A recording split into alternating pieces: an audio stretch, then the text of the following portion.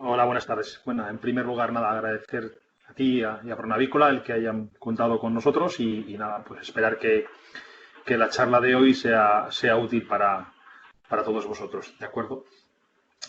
Bueno, en principio la agenda para hoy trataré de hablar de manejos de los piensos según el nivel de producción, niveles de aminoácidos también para la producción, la conservación del emplume y algunos problemas relacionados con lo mismo, y algunos problemas nutricionales también asociados al prolapso. ¿De acuerdo?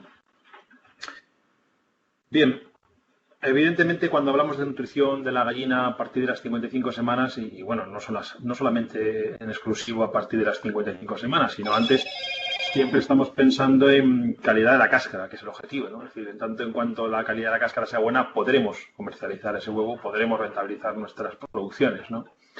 La calidad de la cáscara pues depende de muchos factores, la genética, el manejo, la edad del ave. Y en lo que respecta a la nutrición, pues evidentemente parte de una calidad de las materias primas, tendrá que ver con el nivel de nutrientes que estamos, digamos, incluyendo en nuestras dietas, con el programa de distribución de pienso y también con la presentación del pienso. ¿De acuerdo? Evidentemente, la selección genética pues nos brinda, y en esta gráfica se puede ver cómo a lo largo de los años pues ha habido una mayor productividad, ¿no? En esta gráfica se presentan la producción de masa de huevo a las 45 semanas, tanto para la Lohmann Brown Classic como para la marrón. Podemos ver que a lo largo de los años ha habido un aumento, ¿no?, de la productividad de la gallina. Evidentemente podemos pensar en lo que respecta al pienso de bueno, pues que evidentemente hay una mejora genética, o la mejora genética ha podido mejorar algo en cuanto al índice de conversión, pero no podemos confiar en que el índice de conversión alcance o haya alcanzado para estas productividades.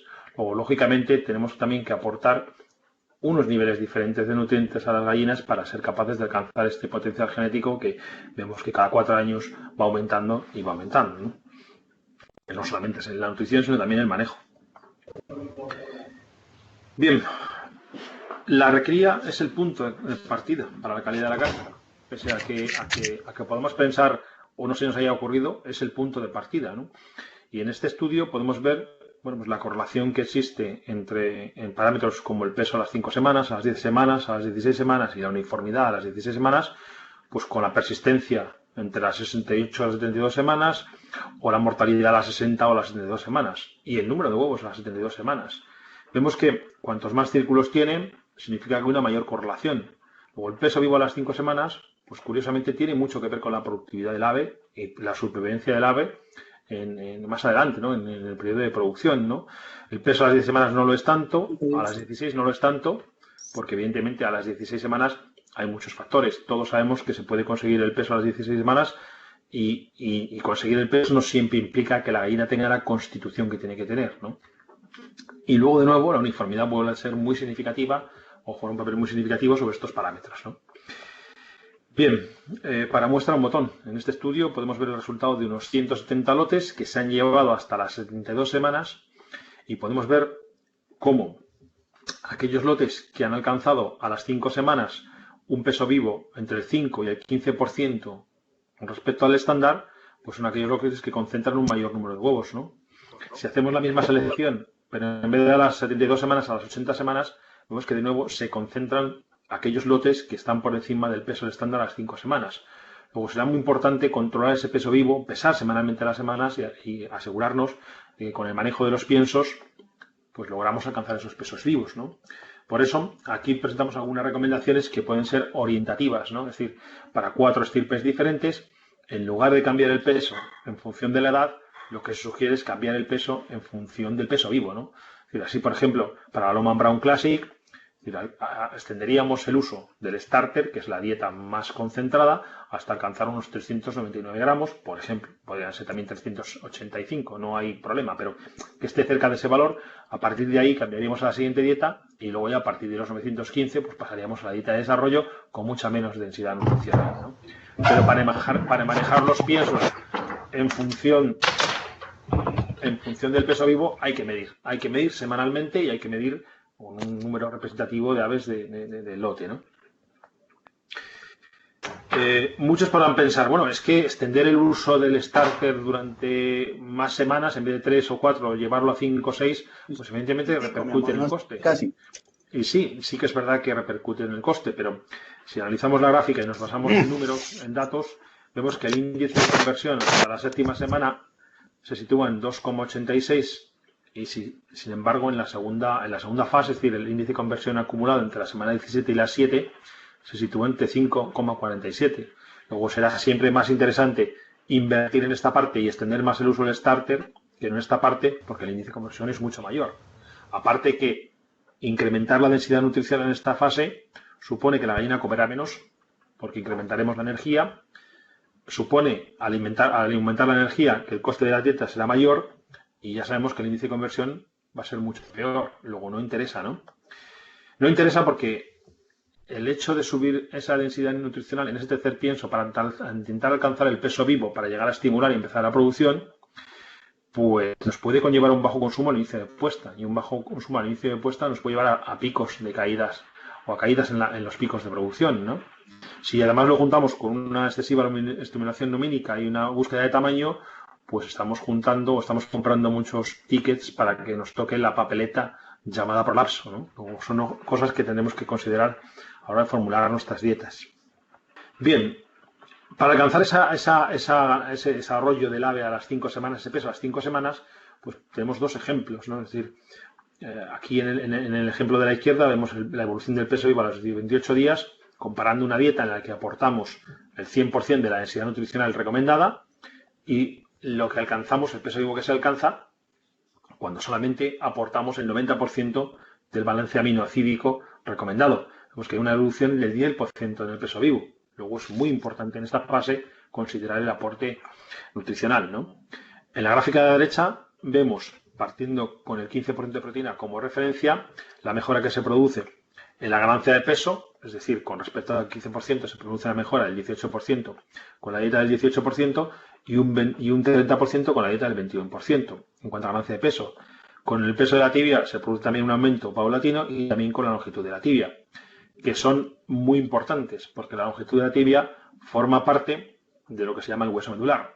Es decir, es aquel hueso que se formará a partir de la semana 15 como consecuencia de la actuación de los estrógenos.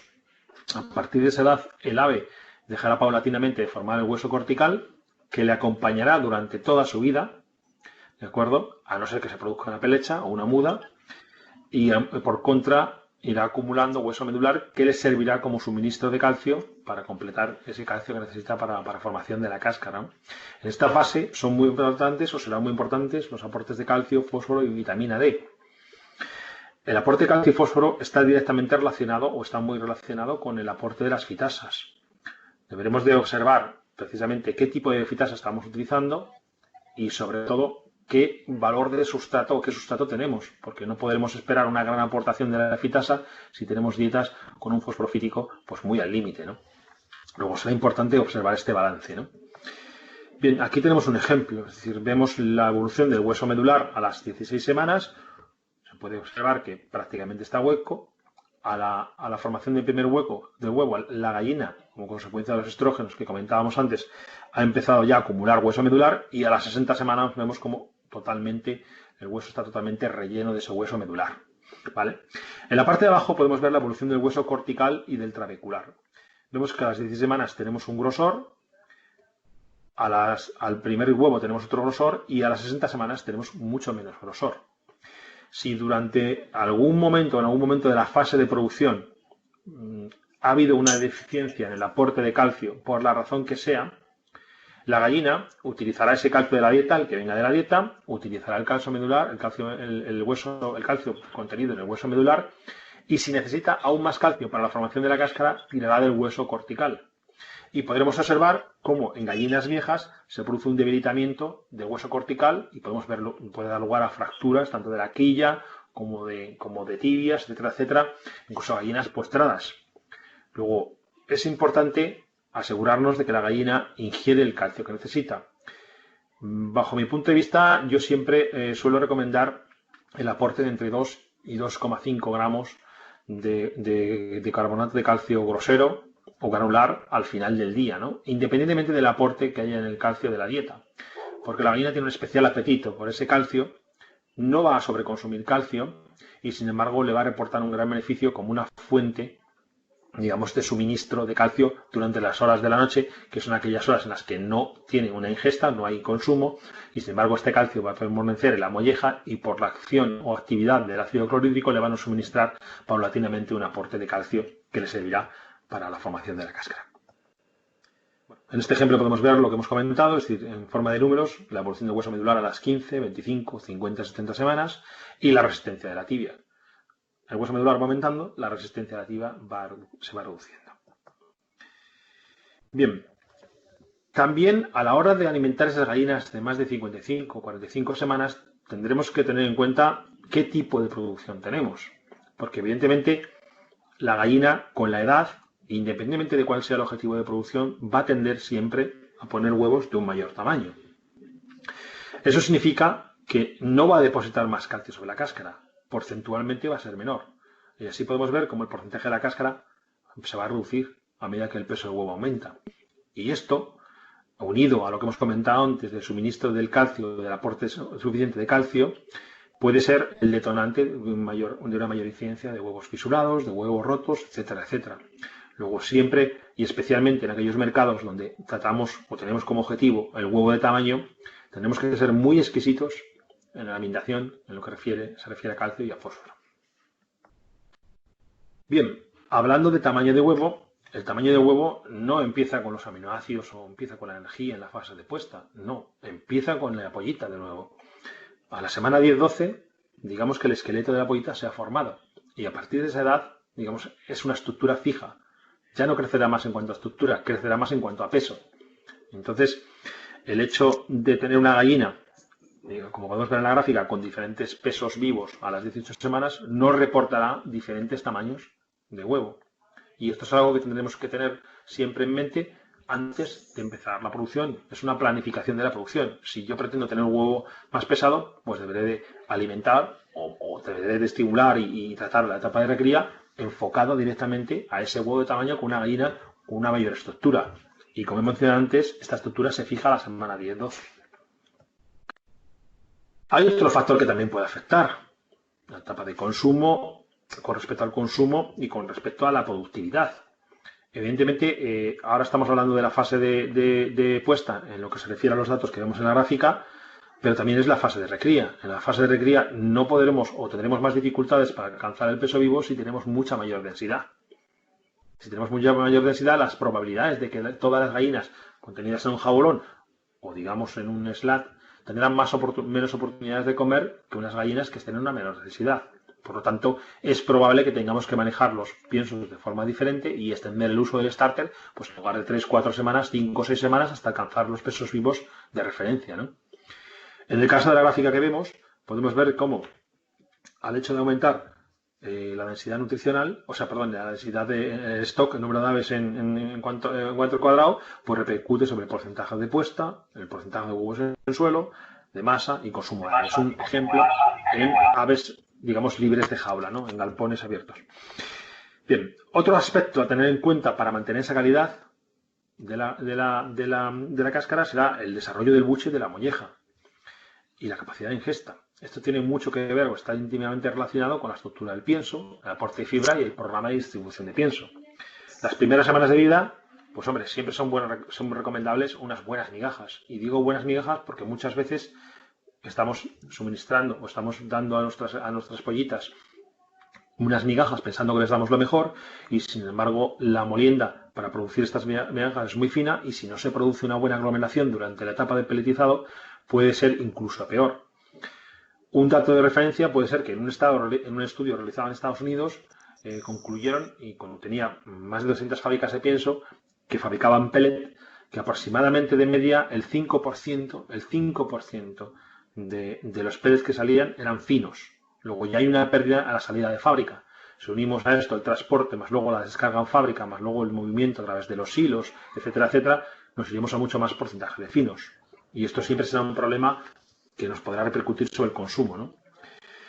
Y por último, deberemos de preservar la calidad y la capacidad de absorción del ave. Esto pues lo lograremos siempre manteniendo una buena calidad higiénica de las materias primas, lo lograremos también con aportes de fibra y lo lograremos también pues, con el uso de probióticos y prebióticos. ¿Vale?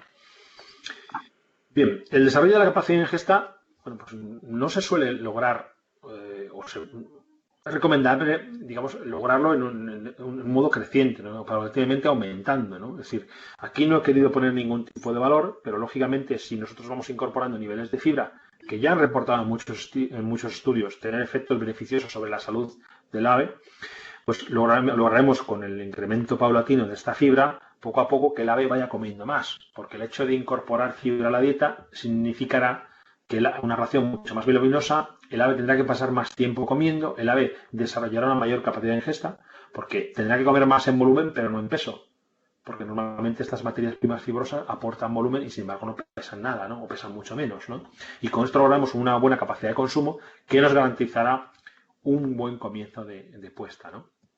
El objetivo es, en lugar de tener esto, es decir, una molleja poco desarrollada y un proventrículo bastante desarrollada, pues tener una molleja tan bonita como la que vemos a la derecha, es decir, donde está muy bien desarrollada y el proventrículo muy poco desarrollado, ¿no?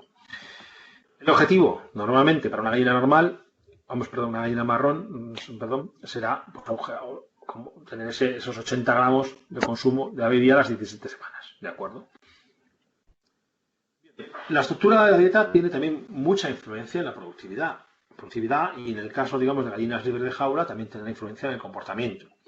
También lo tiene en las gallinas en jaula, lo que pasa es que en las jaulas lo vemos menos, o se ve menos, ¿no? No es fácil observarlo. Las migajas de pellets, como hemos comentado antes, mejoran la ganancia de peso y el índice de conversión, ¿de acuerdo? Evitan la selección de partículas siempre que sea una buena migaja. Si tiene un gran porcentaje de finos, pues la gallina lo rechazará porque de forma natural no le gustan los finos, tiende a rechazar los finos. Evidentemente, la única herramienta que tenemos hoy en día para chequear en granja la granulometría que nos está proporcionando nuestro proveedor de pienso o el propio pienso que estamos fabricando en aquellos casos donde uno tenga una fábrica propia, será la criba de plástico, ¿de acuerdo? En esta criba, lógicamente, el objetivo será nuevamente alcanzar entre un 60 y un 70% de las partículas entre 1 y 2,5 milímetros para evitar una selección selectiva, porque si pecamos de tener muchas partículas groseras, es decir, por encima de 2,5 milímetros o partículas muy finas, pues evidentemente las gallinas más dominantes querrán comer siempre el grano de maíz, el grano de trigo, con lo cual habrá un imbalance. Cuanto más logramos concentrar nuestra distribución de partículas en estos dos apartados, pues más beneficioso será y mejor será el consumo. Hay estudios que relacionan, que hablan de que el hecho de incorporar digamos, un 4% más de dietas con un alto contenido en finos puede llegar a bajar 4 gramos el consumo. Y si baja 4 gramos el consumo, evidentemente va a bajar también el tamaño del huevo. Luego debemos siempre prestar especial atención a la distribución de las partículas, nuestra estructura del pienso, ¿no? Por otra parte, en aquellos sistemas libres de jaula, pues evidentemente, como decía antes, se ve menos en una jaula que en un sistema libre de jaula, pero el hecho de suministrar migajas o pellets significará que el ave va a invertir menos tiempo en comer y si pasa menos tiempo comiendo, pues tendrá mucho más tiempo para picar las demás, ¿no? o desarrollar otro tipo de comportamientos pues que evidentemente van a perjudicar la productividad del lote. En este caso podemos ver como prácticamente suministrando harinas el ave pasa el doble de tiempo cuando está siendo alimentado con pellets, ¿no? Bien, aquí he querido poner algunos ejemplos, bien sea en migajas, tanto para arranque como para crecimiento, porque algunos productores deciden ir con migajas toda la recría o al menos hasta la semana 10, pues evidentemente debemos concentrar aquí las partículas. Cuando estamos hablando de pollitas de 0 a 4 semanas, pues deberemos concentrar la mayor parte de las partículas entre 1 y 2 milímetros. A medida que vamos en el crecimiento, iremos igualando porque ya son mayores, tienen el pico un mayor tamaño y pueden coger partículas mucho más groseras o mucho más grandes. Y dos ejemplos de dos tipos de moliendas, el molino de rodillos y el molino de martillos. Tanto con uno como con otro se pueden lograr buenas anometrías. Lo que pasa es que hay que invertir tiempo en el molino, analizando, digamos, cada lote de materia prima, modificando los martillos si es necesario. Hay veces que, si dependiendo del tipo de materia prima, tenemos los martillos nuevos, pues evidentemente va a hacer mucho más polvo que si tenemos los martillos más desgastados. Luego, a veces la combinación ideal es martillo sí, martillo no, pero eso es algo que se debe determinar en cada una de las fábricas para lograr obtener la granometría, ¿no? Y por contra también tenemos los rodillos de harina, perdón, los molinos de rodillos, que generalmente la gente tiene a pensar que con esto está solucionado todo y no es así, también hay que trabajar con ellos porque algunas materias primas necesitarán ser molidas y habrá que ajustar la distancia de los molinos de acuerdo con esto, pero otras necesitarán ser bypaseadas, como por ejemplo la harina de soja. Si viene muy pulverulenta, no será necesario volver a molerla, ¿de acuerdo? Bien, en cuanto al respecto de la fibra, hay muchos tipos de fibra, hoy en día está en boca de todos, incluso, bueno, hay una gran repercusión a nivel humano, porque se han reportado muchos beneficios, y también son los animales, también las aves, se ha reportado tanto para broiler como para ponedoras. Nosotros, no en la guía actual de jaula, pero sí en la de alternativo, hemos querido incluir ya la fibra neutra detergente como una mejora o como un parámetro que representa mucho mejor esa fibra que nosotros estamos buscando, que es la fibra insoluble, ¿no? La fibra que no es fermentable, la fibra que tiene beneficios o que reporta beneficios sobre la salud intestinal del ave. Esa fibra insoluble, pues bueno, es considerada fibra estructural, hace que la molleja sea funcional, normalmente trabajará mucho mejor y molerá mucho mejor porque la molleja no deja de ser un aparato de molienda, molerá y dejará pasar las partículas más finas, mejorará la saciedad del ave y por tanto su confort. Habrá una mayor secreción de clorhídrico, con lo cual mejorará la digestibilidad de la proteína y también de muchos otros nutrientes. Reduce la longitud del intestino, que está asociada a una mejora de la salud del ave, reduce la humedad de las heces y mejora también el comportamiento con lo que se refiere al emplume, ¿no? Bien, estos son algunos ejemplos, sin más, de algunos tipos de fibra que podemos utilizar. Bueno, en sus mercados probablemente tengan el salvado de trigo como una de las fuentes de fibra más accesibles, también los dejes de maíz y puede que la harina de girasol y de canela. La segunda parte de esta charla es el balance de aminoácidos, la nutrición en lo que se refiere a la proteína, ¿no? Es decir, normalmente, y es así, la gallina responde en términos de producción a la energía de la dieta. Así, mayor energía, menor consumo, ¿no? El nivel de aminoácidos, y siempre hablaré de digestibles, porque son los que realmente son útiles para el animal, junto con el tamaño del ave, que son, como hemos comentado, van a condicionar o serán condicionantes del tamaño de huevo, ¿no? Siempre deberemos de formular en base a aminoácidos digestibles y no a los totales. Y siempre habrá posibilidad de reducir los niveles totales de proteína con el uso de aminoácidos sintéticos, como la metionina, la lisina y la treonina. En las dietas maíz-soja, por ejemplo, el primer limitante será la lisina, el segundo será la metionina y el tercero será la treonina. Luego, hay importantes mejoras en cuanto se refiere a costes de producción con el uso de aminoácidos sintéticos. Además, recordar que en aquellos climas más cálidos, siempre el hecho de aportar aminoácidos sintéticos va a reducir la energía neta del pienso y va a representar un menor esfuerzo para el animal para lograr esa digestión, ¿de acuerdo? Siempre deberemos favorecer el uso de aminoácidos sintéticos en este tipo de producciones, ¿no? Y eso todo se basa en la ley de mínimos. Con un buen barril logramos tener una buena productividad, ¿no? Y aquí tenemos un diagrama que probablemente todos ustedes hayan visto. Si imaginamos que este nivel corresponde al nivel de lisina digestible, pues todos comprenderán que la productividad del ave nunca podrá llegar a ser la máxima. Está determinada por este nivel de lisina digestible. Si aumentamos este nivel de lisina digestible hasta este estadio, hasta este nivel, lógicamente, pues este puede ser metionina o treonina, pues este será el siguiente aminoácido limitante que no nos permitirá alcanzar la máxima productividad de las gallinas, ¿no? Por lo tanto, siempre debemos de tratar de suministrar los niveles adecuados de cada uno de los aminoácidos digestibles en función de los ratios determinados, ¿no? Y aquí tenemos algunos ejemplos de cómo han ido evolucionando, de las muchas referencias que hay y dónde estamos actualmente en Lohmann, que no distan mucho más de todas estas referencias que ustedes pueden ver, ¿no? Evidentemente, acompañando a la mayor productividad, podemos ver una evolución en cuanto a las recomendaciones de diferentes, digamos, centros de investigación o diferentes casos de genética, etcétera, etcétera, con respecto a los aminoácidos, en este caso la lisina, ¿no? Cuando hablo de lisina, me refiero a la lisina como aminoácido de referencia, pero en realidad estoy hablando de todo el ratio, o sea, de todo el balance de aminoácidos que necesita la ave para producir. Podemos ver que con el tiempo han ido aumentando. Lógicamente, las gallinas de hoy en día no producen lo mismo que las de antes. Evidentemente, igual que hablamos al principio del índice de conversión, pues aquí es donde hacemos referencia a estos niveles como para, bueno, para satisfacer esas necesidades para obtener esa máxima producción. Este es un ejemplo que viene de 2010, que ya es antiguo. Fíjense en la evolución de la masa de huevo con respecto a la ingesta diaria de lisina digestible fecal verdadera en miligramos a día. Vemos que a medida que aumenta esta ingesta, aumenta la masa de huevo, ¿no?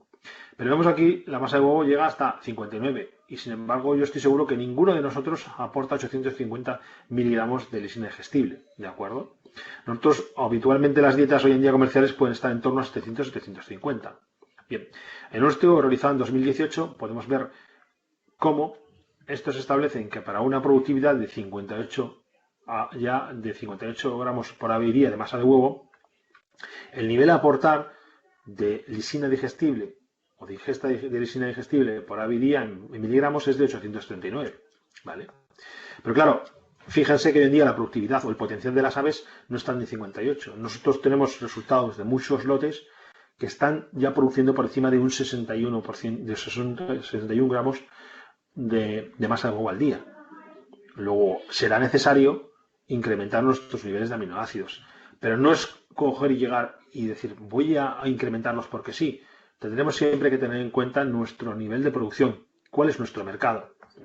En esta gráfica, en este mismo estudio, podemos ver cómo el peso medio del huevo aumenta en tanto en cuanto incrementamos el nivel de lisina digestible en la ingesta. Y vuelvo a repetir, estoy hablando de lisina, pero me refiero a toda la proteína balanceada, ¿de acuerdo? Bien, a medida que aumentamos la lisina, vemos que el porcentaje de huevos que se sitúan entre 56 y 63 gramos, pues surge una curva, ¿no? Evidentemente, aumentando la lisina digestible, vemos que el porcentaje de huevos de mayor tamaño, aquellos entre 63 y 70 gramos, aumentan. Y por contra, los de menor tamaño también se reducen, lo cual es lógico, ¿no? Tendremos que tener en cuenta siempre cuál es nuestro mercado y dónde nos queremos mover en cuanto a tamaño para movernos aquí, aquí o aquí, independientemente de que la masa de huevo necesite un máximo, como hemos hablado antes, ¿no? Pero, lógicamente, tenemos que adaptarnos a nuestro mercado y a nuestra productividad. Bien.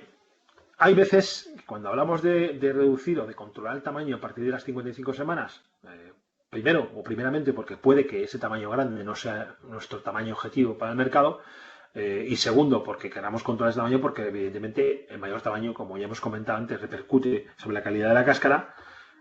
Bueno, pues tengamos la tentación de reducir la proteína, ¿de acuerdo? Yo no estoy ni en contra ni a favor de hacer esto, pero siempre deberemos hacer las cosas con mesura y siempre chequeando qué sucede en campo. Porque es cierto, como se puede ver en esta gráfica, que a medida que reducimos la ingesta de aminoácidos, es decir, partiríamos del 100% como aquella recomendación ideal, y a medida que vamos reduciendo un 90, 80 o 70% el nivel de aminoácidos y por tanto la proteína, pues evidentemente podemos ver que hay una reducción en el peso del huevo. Pero ojo, que si nos pasamos reduciendo el nivel de aminoácidos de la dieta, la proteína de la dieta, puede verse afectado el porcentaje de puesta y, como vemos en esta gráfica, en mayor medida que el peso del huevo.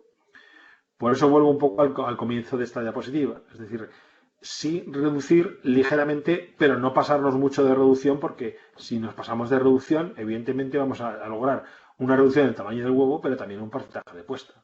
Entonces, siempre jugar con pequeñas modificaciones y observar durante periodos de tiempo qué está sucediendo a nivel de granja, ¿no? A nivel de producción. Bien, el manejo de los piensos por fases se convierte en algo clave, ¿no? Nosotros ya hemos apostado directamente hace tiempo por el manejo de la nutrición en base a la masa de huevo, ¿no? Hoy en día tenemos datos en nuestras granjas del tamaño del huevo y también tenemos datos de cuál es la productividad, ¿no? Luego la multiplicación de esa productividad por el tamaño del huevo nos dará la masa de huevo. La genética actual proporciona gallinas que son capaces de producir más de 27 semanas por encima de los 59 gramos por ave por día. Luego, en este periodo comprendido en estos dos puntos, más o menos, no deberemos de cambiar la densidad nutricional. Es decir, en el pasado solíamos cambiar las dietas basadas en la edad del ave, pero esto hoy en día no tiene sentido cuando tenemos grandes productividades. El hecho de adelantarnos a cambiar una dieta menos densa o con menos proteína, cuando la gallina está produciendo 59 gramos por día y tiene esa capacidad de producirlo, va a significar una pérdida de producción. Sin querer o queriendo, vamos a bajar a esa dieta y de alguna manera vamos a aportar menos gasolina para que ese coche que estaba corriendo a tanta velocidad ahora mismo tenga que reducir porque no tiene gasolina para poder mantener esa velocidad, si me permiten el símil, ¿no? Por lo tanto, hoy en día, nosotros recomendamos dividir la producción, dividirla, digamos, de manera virtual en varias fases. Una fase que iría hasta el pico de puesta, otra fase que albergaría la máxima productividad, y aquí podrán preguntarme, pero ¿usted ha marcado aquí y ha marcado 2 dietas en el periodo de máxima productividad? Pues sí, he marcado 2 dietas porque nutricionalmente son exactamente iguales, excepto los aportes de calcio y los aportes de fósforo. Porque el hecho de haber aumentado tanto la productividad del ave durante tantas semanas nos va a conllevar o nos va a obligar a reducir los niveles de fósforo y a aumentar los niveles de calcio. Y será la única diferencia entre estas 2 dietas que se pueden proponer, ¿no? A partir de aquí, pues bajaremos a una dieta que puede tener una productividad o adaptada a una productividad de 56 gramos al día, y a partir de aquí el final de puesta, donde lógicamente el calcio irá aumentando y el fósforo digestible o disponible se irá reduciendo para favorecer la calidad de la formación de una cáscara. El diagrama de patrón de distribución de peso también es importante. Es decir, normalmente siempre sabemos cuándo encendemos las luces, sabemos que entre 0 y 45 minutos después del encendido hay que desayunar. A partir de ahí puede haber un segundo pienso, un tercero, un cuarto, quinto, sexto. Sí que sabemos que tendremos que suministrar un último pienso entre 1 hora y media y 2 horas antes del apagado, ¿no? Para que la gallina tenga esas reservas, o esas reservas de nutrientes con la ingesta entre el buche, el proventrículo y la molleja, ¿no? Porque luego afrontará un periodo de oscuridad en el que no habrá ingesta y en el que aproximadamente el 60% de las necesidades que va a tener durante ese periodo de oscuridad vendrán del contenido de esa parte anterior del tracto digestivo, ¿vale? He puesto varios piensos porque evidentemente cambia si estamos hablando de jaula o estamos hablando de libre de jaula. Probablemente en jaula tendremos que hablar entre 2 o 3 distribuciones, dependiendo de las condicionantes que tengamos de productivos, podemos llegar hasta 4, y sin embargo en sistemas libres de jaula probablemente tendremos que ir a 4 o 5 distribuciones. Pero todo esto es muy variable y depende mucho del comportamiento de los lotes y de los limitantes que tengamos, ¿no? Bien, importante también tener siempre en mente que ese 22% del consumo de las necesidades de ingesta que tiene el ave se van a satisfacer 4 horas antes, después del encendido, lo que llamamos el desayuno, y probablemente el segundo pienso después del desayuno, y que aproximadamente el 40% del consumo del ave se va a producir 4 horas antes del apagado. Si sumamos estos dos conceptos, estamos hablando de un 60%. Luego tendremos que distribuir o tendremos que mover ese otro 40% restante entre estas fases de pienso, en esta distribución de pienso, ¿no? Bien, el calcio se convierte en clave. Siempre ha sido clave en la etapa de recría y lo va a ser en la etapa de producción, como comentábamos antes. Con la edad, bueno, con el suministro de calcio tenemos hay una curiosidad, ¿no? Es decir, a medida que aumentamos el porcentaje de calcio, como podemos ver en esta gráfica, pues evidentemente hay una menor retención. Es decir, retendrá menos el ave con retendrá aproximadamente un 40% con 5 gramos de consumo al día, un 50 con 3,8 y cerca de un 60 con 2,5. Pero proporcionalmente, el hecho de multiplicar esa retención de calcio por el calcio consumido siempre nos va a traer una mayor retención de calcio con un mayor aporte de calcio, con un mayor aporte de carbonato cálcico o mayor aporte de calcio consumido, ¿vale? De nuevo, muy importante el cómo suministramos este calcio. Es decir, en la gráfica de abajo podemos ver a la izquierda cómo el hecho de suministrar carbonato cálcico entre 0,5 y 0,8 milímetros de diámetro nos va a aportar 1,94 gramos de retención, lo cual significa aproximadamente un 52%.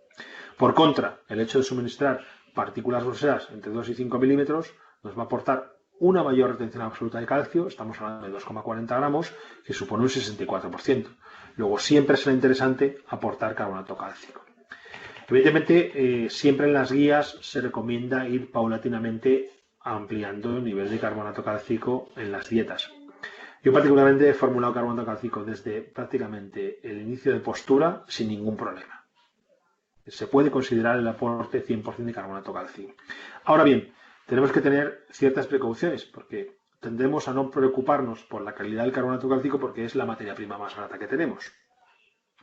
Y sin embargo, a veces pensamos que estamos comprando un carbonato cálcico adecuado, que tiene una granulometría entre 2 y 4 milímetros. El proveedor nos lo vende como tal y sin embargo tenemos un porcentaje muy elevado de partículas por debajo de 2 milímetros, un porcentaje ligeramente por encima del 4% y sí, tenemos una media entre 2 y 4%. Hablaba de que, diferentes niveles de suministro de carbonato cálcico o de calcio consumido reportan diferentes retenciones, pero sí que es verdad que con un mayor aporte de calcio consumido, pues lógicamente la retención es mayor, ¿no? Y en la diapositiva de abajo, en la gráfica de abajo, hablaba cómo el hecho de suministrar, partículas de carbonato cálcico groseras siempre aportan una mayor retención absoluta y también en términos de retención, ¿no? Y también comentaba el hecho de que algunas veces pensamos que estamos comprando un carbonato cálcico adecuado y no nos tendemos a preocupar porque siempre es el ingrediente más barato de la dieta. Y sin embargo, aunque el proveedor puede estar suministrándonos como diámetro medio de partículas entre 3 y 3,5, puede que en ese carbonato nos esté suministrando muchas partículas por debajo de 2 milímetros y algunas por encima de 4. La media es adecuada, pero no el tipo de partículas que queremos, porque queremos siempre una uniformidad, queremos el mayor porcentaje de partículas contenidas entre 2 y 4 milímetros, que serán aquellas que pretendemos que el ave consuma para que queden retenidas en la molleja y sirvan de suministro de calcio para el ave durante la etapa de formación de la cáscara, ¿no? El hígado. El hígado también se convierte en algo clave para la productividad y para mantener la calidad de la cáscara y por tanto, la salud del ave a partir de cualquier edad, no solamente de las 55 edades, ¿no?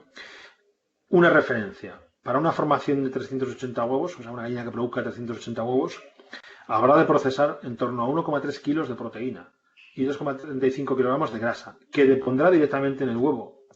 Pero para hacer eso, porque evidentemente eso está relacionado con la producción, también tiene que mantenerse. Y evidentemente no todo lo que come está transformado en nutrientes. Siempre hay una cantidad que no es digestible y no es utilizable por el animal. Bien, pues esto significan 8,5 kilos de proteína, 2,5 kilos de grasa y casi 2 kilos de calcio. Y todo esto pasa por el hígado. Entonces necesitaremos siempre mantener una buena salud del hígado. ¿Cómo lo logramos? Pues volvemos un poco al comienzo de la presentación, es decir, con una buena calidad de materias primas. Y en esto, hoy en día, está muy en boca de todos el tema de las micotoxinas. Deberemos de controlar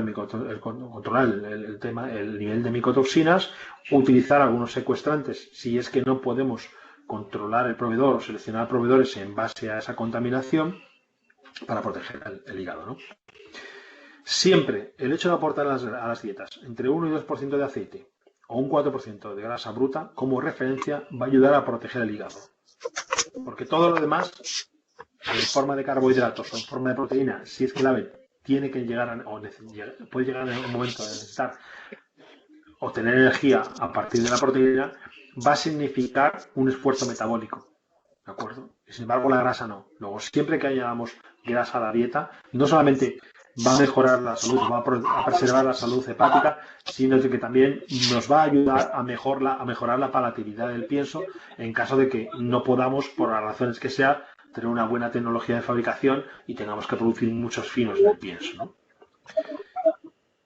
El otro gran importante rol importante del hígado tiene que ver de nuevo con la cáscara.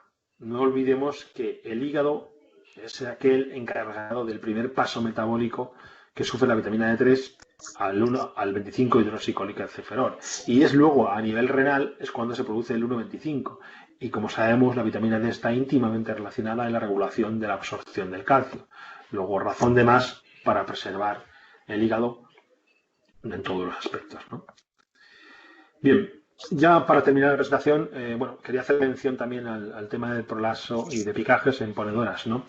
Evidentemente, no es un tema que sea que se provoque por una sola causa, ¿no? Siempre es un tema multifactorial.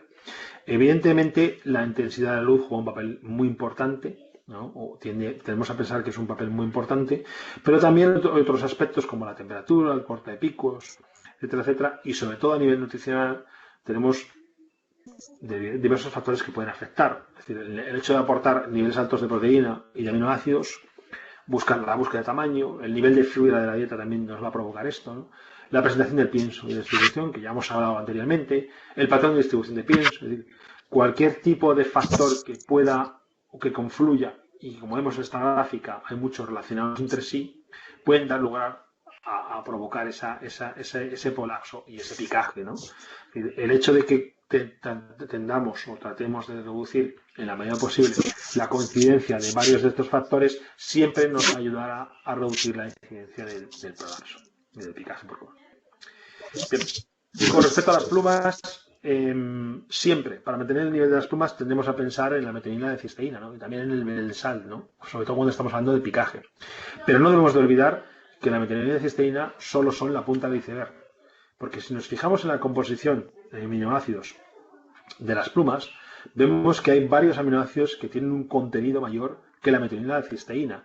Por tanto, el hecho de incrementar metionina de cisteína en un lote en el que tengamos picaje no significa nada, en tanto en cuanto no seamos capaces de aumentar los niveles proporcionales de todos los aminoácidos. Realmente no es gran cosa, pero no hay que aumentarla significativamente por el hecho de haber perdido el emplume, por el hecho de que el emplume sea defectuoso. Pero sí que tenemos que tener en cuenta que no solamente las plumas no solamente están hechas de metionina de cisteína. ¿De acuerdo? Y bueno, hasta aquí mi presentación. Espero que se les haya hecho entretenida y que haya sido de utilidad. Y bueno, disculpen por la interrupción, por la pérdida de la conexión.